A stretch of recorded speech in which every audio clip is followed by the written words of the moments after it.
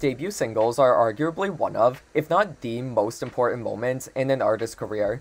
It's the chance to introduce yourself and show audiences musically and image-wise what you're all about. However, some debuts just don't stick to landing and end up being overshadowed by a following single. Today, I want to look at the debuts time has forgotten, either because they were overshadowed or because their artist just ignores them entirely. Let's start out with Work It Out by Beyonce. Released in 2002, a whole year before her debut solo album Dangerously in Love, Work It Out was made for the movie Austin Powers and Goldmember, which she starred in, and served as B's first solo single. I feel like this is common knowledge among most pop fans, but I doubt the general public even knows about this song. Beyond being 22 years old, it also wasn't the monster smash hit that her next single, Crazy in Love, was. That song is a radio staple to this day, and I think most people would think of it as her debut. As someone who grew up in the 2000s, I don't have any memories of hearing Work It Out, but Crazy in Love was literally played enough to drive me crazy. Another reason Work It Out is forgotten is probably due to it being on a movie soundtrack. If someone's going through Beyonce's discography, I don't think that they would start with the Austin Powers and Goldmember soundtrack, they'd probably start with Dangerously in Love. And speaking of, while I personally like the movie, I don't think the third Austin Powers is quite as relevant today as it was back in 2002. Hell, if anyone's watching an Austin Powers movie nowadays, it's more than likely the first one. I mean, I think all three are great, but still.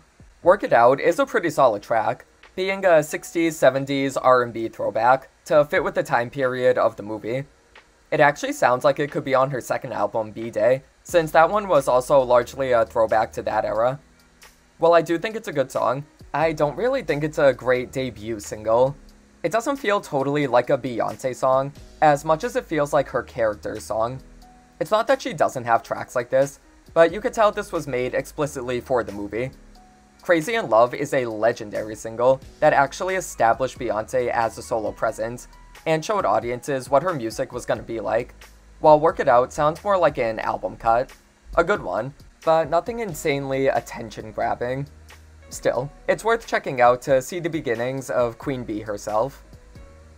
Young Love by Janet Jackson. Janet may have exploded in popularity due to her 1986 album Control, but she had two others preceding it that time has largely forgotten about.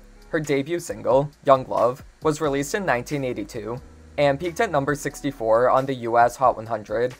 It didn't make much noise, and neither did her following singles until 1986's What Have You Done For Me Lately. Admittedly, I wasn't around back then, but I'd imagine most people who grew up in the 80s would probably remember that song as Janet's debut, since it was a bona fide hit. Young Love not only failed to catch on in this way, but it also didn't give Janet much of a strong foundation to build off of. It's a cute, upbeat disco track, but it doesn't exhibit much personality beyond Janet just being a likable presence.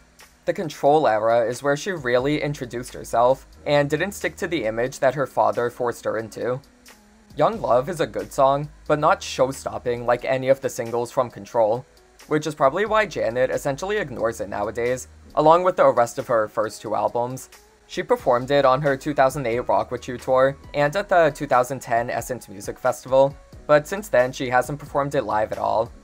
It's kind of sad her first two albums are so overlooked nowadays, because there are some good tracks on them, but considering how much of an upgrade Control was, it was inevitable that they'd be overshadowed. Put Your Hearts Up by Ariana Grande. Predating The Way with Mac Miller by about 2 years, Put Your Hearts Up was released as Ariana's debut single in 2011. While she was featured on songs from the Victorious soundtracks before this was the first time in her music career that she was solo, and not attached to Nickelodeon. The song is a bubblegum pop track that samples the Four Non Blondes hit, What's Up. It is cute, but definitely was more suited towards her character on Victorious, Cat Valentine. Ariana has said this herself in an interview, and that the song was made to appeal to her younger fans, who knew her mostly for being Cat. While she said it was quote-unquote the worst moment of my life in a 2014 interview, she said in 2020 that she doesn't dislike the song, but that it would have been a better fit for a bubblegum pop artist. The song did not chart at all on the Hot 100, and outside of huge Ariana and Victorious fans, wasn't super well known. While she performed the song a few times in 2012, she has not included it on any of her tours. The music video on her Vivo channel doesn't even play out properly, it literally crashes halfway through. This is on her official page, and no one has bothered to fix it. If that ain't neglect, I don't know what is. I have a video that goes a little deeper into the story if you want to hear more about it. I actually like Put Your Hearts Up, but I could see why Ariana doesn't connect with it, as it is pretty different from the type of music she loves to make. While it's basically forgotten about nowadays, I'll gladly be the one person still bumping it. Reflection by Christina Aguilera. Okay, in all fairness, I don't think this song in particular is forgotten about, mostly because it was in a very famous Disney movie that I assume most people are at least vaguely aware of nowadays, but I think the general public probably forgets Christina's version was actually her debut single. This was just a few years after her stint on the all-new Mickey Mouse Club, so at this point she was still seen as a relatively minor child star, and not necessarily a musical artist. Similar to Work It Out, Reflection being on the Mulan soundtrack has probably led to less and less people knowing about it over the years. Again, assuming the average person just listens to an artist's studio albums, they probably wouldn't come across the scattered soundtrack songs unless they're actively seeking them out. I bet most people nowadays would say Christina's debut was Genie in a Bottle, as that was one of the defining hits of the late 90s and early 2000s. Meanwhile, Reflection was a song for a kids movie. Not that that makes it bad, Reflection is one of my personal favorite songs of all time, but it was bound to be relatively forgotten about, since it released before Christina was truly a household name, and got utterly dominated by the following singles. Still, it's a stellar track, and Christina even re-recorded it in 2020 as part of the live-action remake soundtrack. It's actually really refreshing to see an artist embrace their roots like this. It feels like most big celebrities who came from the world of child stardom look back on their earliest work and cringe, and while Christina does pretty much do that with her debut album, she's at least maintained a good relationship with Disney, and seems to look back on her time there fondly. She was even named a Disney Legend in 2018.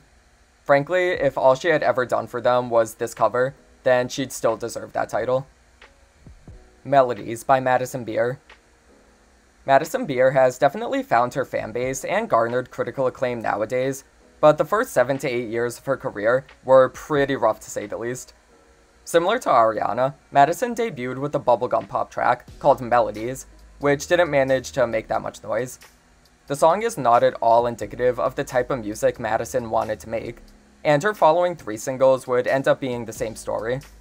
It wasn't until 2017's As She Pleases that she really started making the type of music she wanted to, and since then, she said that while she doesn't hate her earlier songs, she'll probably never sing them live, since they don't feel like her. This means Melodies was not only kind of a flop charts-wise, but it's also been essentially blacklisted by the artists themselves, leaving it to be all but forgotten about in the decade since its release. If you're like me and love bubblegum pop songs, you'd enjoy her first 4 singles. Melodies is actually one of my favorites by Madison, or at least it's the one that I get stuck in my head the most and end up listening to, since it's such an earworm. I don't think it touches the best tracks from her later discography, but it's a great song in its own right, if you're in the mood for a little cheesiness. That's it for this video, but let me know some other forgotten about debuts in the comments, and I'll see you next time.